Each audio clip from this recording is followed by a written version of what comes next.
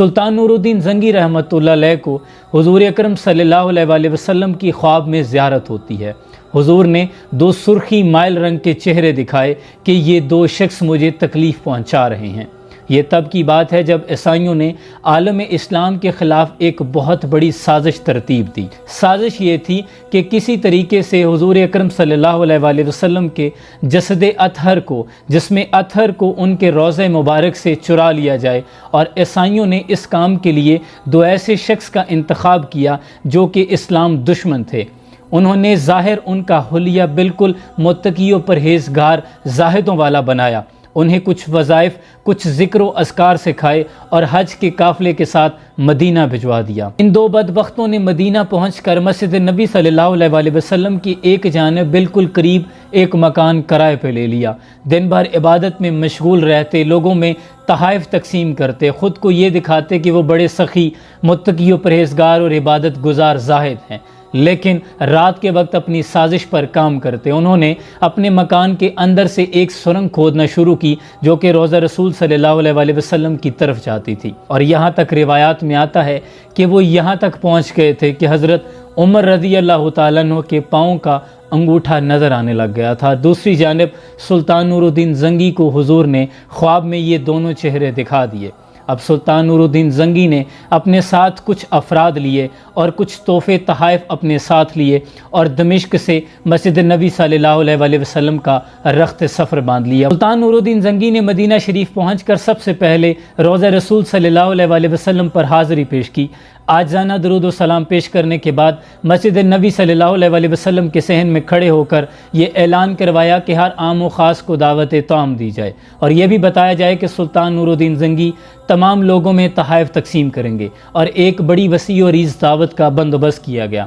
اب ہر آنے والے شخص کو سلطان بغور مشاہدہ کر رہے تھے، اور سلطان کو جن چہروں کی تلاش تھی انہیں دیکھ رہے تھے۔ جب تقریباً تمام لوگ ہی جا چکے تو سلطان نے حکام سے پوچھا کہ تمہارے مطابق کوئی رہ تو نہیں گیا؟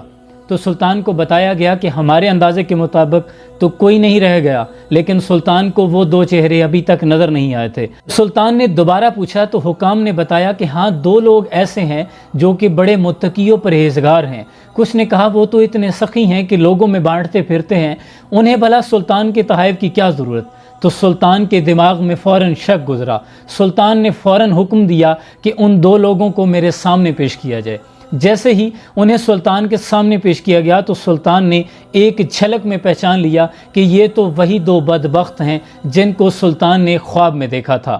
لیکن سلطان نے اپنے غیظ و غضب کو برداشت کیا اور صبر کے ساتھ کہا کہ میں تمہارے گھر کا معائنہ کرنا چاہتا ہوں جہاں تم رہتے ہو۔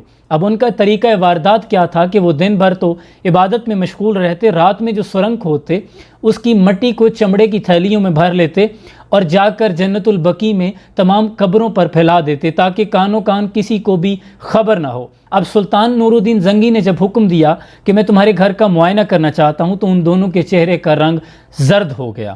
اب سلطان ان لوگوں کو ساتھ لے کر جب ان کے گھر میں پہنچا، ہر چیز کا بغور سلطان نے مشاہدہ کیا تو جائے نماز کے نیچے کوئی سرسراہٹ محسوس ہوئی۔ سلطان نے جب جائے نماز کو اٹھایا تو نیچے ایک لکڑی کا پھٹا تھا، اس پھٹے کو ہٹایا گیا تو نیچے سرنگ تھی۔ اب سلطان نے حکم دیا کہ فوراً ان کا سر قلم کر دیا جائے۔ اس طرح سلطان نور الدین زنگی نے عالم اسلام کے خلاف ہونے والی ایک بہت بڑی سازش کو ناکام کر دیا، اور اس کے بعد جو سلطان نور الدین زنگی نے بڑا حکم جاری کیا وہ یہ تھا کہ حضور اکرم صلی اللہ علیہ وسلم کے روضہ کے اطراف میں چاروں اطراف ایک خندق کھدوائی گئی اور اس میں سیسا پگھلا کر ڈالا گیا جو کہ ایک بہت بڑی آہنی دیوار بن گئی تاکہ دوبارہ کوئی اتنی جرأت نہ کر سکے۔ سلطان نور الدین زنگی عالم اسلام کا فخر ہیں، اور یہ تھے ہمارے سلاطین۔ صد افسوس کہ ہمارے آج کے حکمران جنہوں نے اپنی غیرت ایمانی اغیار کے ہاتھوں میں بیچ دی ہے۔ اقبال کہتے ہیں بیان میں نقطہ توحید تو آ سکتا ہے، تیرے دماغ میں بت خانہ ہو تو کیا کہیے، اور وہ رمز شوق جو پوشیدہ لا الہ میں ہے، طریق شیخ فقیہانہ ہو تو کیا کہیے، اور وہ سرور جو حق و باطل کی کارزار میں ہے، تو حرب و ضرب سے بیگانہ ہو تو کیا کہیے، اور جہاں میں بندہ حر کے مشاہدات ہیں کیا کیا، تیری نگاہ غلامانہ ہو تو کیا کہیے، صد افسوس کہ انہوں نے آج خود کو سلاطین کا غلام بنا لیا ہے، انہوں نے اپنی غیرت ایمانی اغیار کے ہاتھوں میں بیچ لی ہے۔ لیکن اقبال کی جو امید ہے انشاءاللہ وہ ضرور پوری ہوگی کہ نکل کر صحرا سے جس نے روما کی سلطنت کو الٹ دیا تھا، سنا ہے یہ قدسیوں سے میں نے، وہ شیر پھر ہوشیار ہوگا، اور اب تیرا بھی دور آنے کو ہے فقر غیور، کھا گئی روح فرنگی کو ہوائے سیم و زر، سدا مسلمانوں نے غلامی میں نہیں رہنا انشاءاللہ۔